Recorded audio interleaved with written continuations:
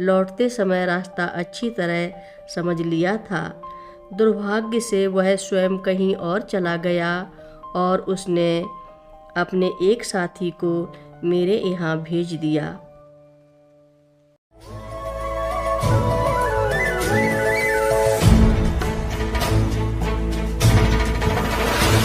सिर मुकुट कुंडल तिलक चारु उदार अंग विभूषणम् नवकंज लोचन कंज मुख कर कंज पद कंजारुणम्।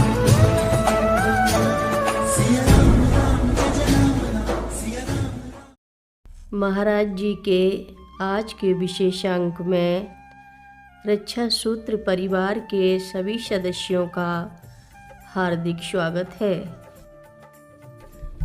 एक बार एक व्यक्ति कैंची धाम बाबा जी के विग्रह के दर्शन हेतु गया था। बाबा जी इस समय तक दिवंगत हो चुके थे।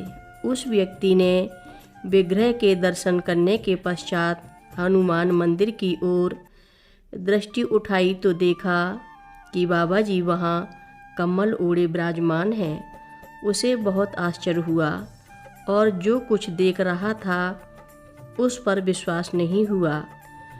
उसने आँखों को मला और फिर वहाँ देखा तो पाया कि बाबा जी कंबल के बदले अब सफ़ेद चादर ओढ़े बैठे हैं। अब उसे संदेह नहीं रहा कि निश्चित रूप से बाबा जी ने उस पर कृपा कर अपने स्वरूप के दर्शन दिए, वह भी हनुमान मंदिर की छत पर। उसके नीचे नहीं, इसलिए मैंने लिखा कि बाबा जी को ऊंचाई पसंद थी। इस स्थान पर घर में चित्र टांगने का एक लाभ यह भी हुआ कि मेरे यहाँ आगंतुक आते ही रहते हैं। बाबा जी पर लिखी पुस्तकें भी यहाँ रखी रहती हैं। वे इन पुस्तकों के ऊपर छपे बाबा जी के चित्र को देखकर अवश्य ही उत्सुक होंगे। कुछ अधिक जानने के लिए पुस्तकों को इतना शीघ्र पढ़ना उनके लिए संभव भी नहीं हो सकता है। पूजा घर में रखे चित्र का उन्हें दर्शन कराया जा सकता था, जिससे उन्हें पता लगता कि बाबा जी और हनुमान जी एक साथ हैं, तो इसका कोई अर्थ होगा। वह अर्थ बताया जा सकता था यही कि बाबा जी हनुमान जी के बहुत बड़े भक्त थे अथवा स्वयं हनुमान जी के अवतार थे और उन्होंने हनुमान जी के कई मंदिर बना रखे हैं और उनके भक्त विदेशों में भी हैं, पर सभी आगंतुकों को पूजा घर में नहीं ले जाया जा सकता था।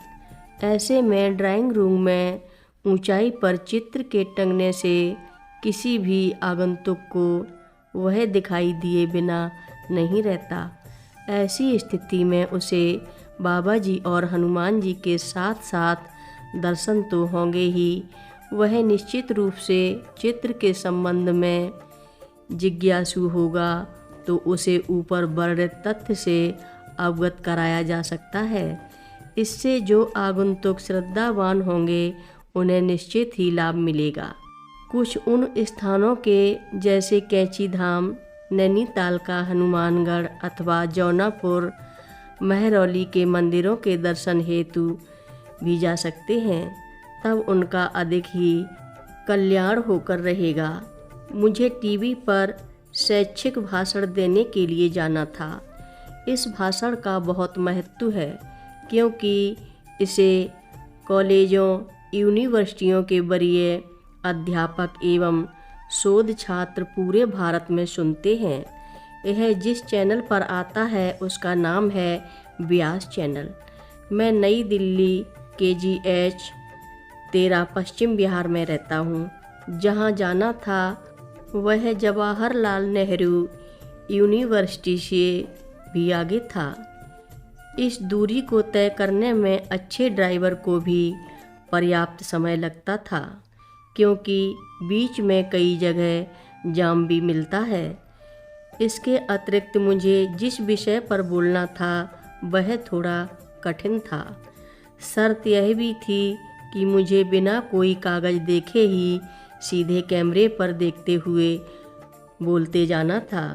मुझे चिंता लगी थी कि मैं यह भाषण अच्छी तरह दे पाऊँगा कि नहीं, क्योंकि बिना किसी सहारे के 1 घंटे तक निरंतर बोलना था। इसके पूर्व मैं भी वहाँ 2-3 बार भाषण कर चुका था, कोई कठिनाई नहीं हुई थी, किंतु आज का विषय जैसा कहा अटपटा था। 19 फरवरी 2010 ईस्वी को यह भाषण देना था।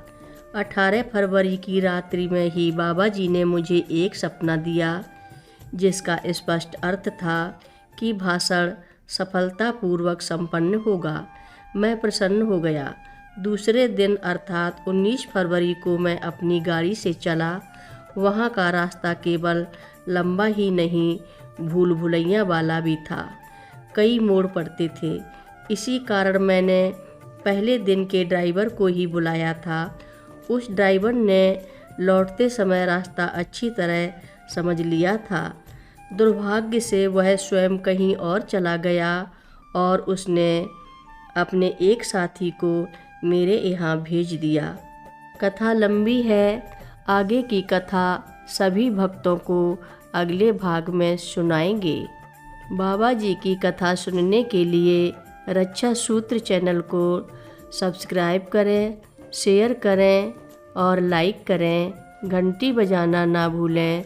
कमेंट बॉक्स में लिख भेजें, जय नीब करोरी बाबा जी महाराज। बोलो नीब करोरी बाबा जी महाराज की जय बोलो।